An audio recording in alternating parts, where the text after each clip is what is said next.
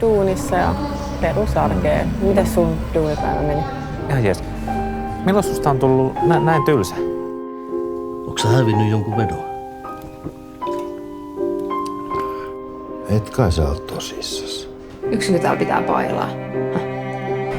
Onko sun huomen treenit? Onks sä? Onks se tyttö vai poika? Ei varmaan olla menossa sinne karaokeen. Pitääkö tässä nyt sit itseksi? Vad fan är det här? Eikö me sovittu, että tänään pidetään vähän hauskaa? Tajuut sä mitä sä missaat? Mitä? Eikö taaskaan tullut kotoa hupilupaa? Tuleeko tostakin kusihätä?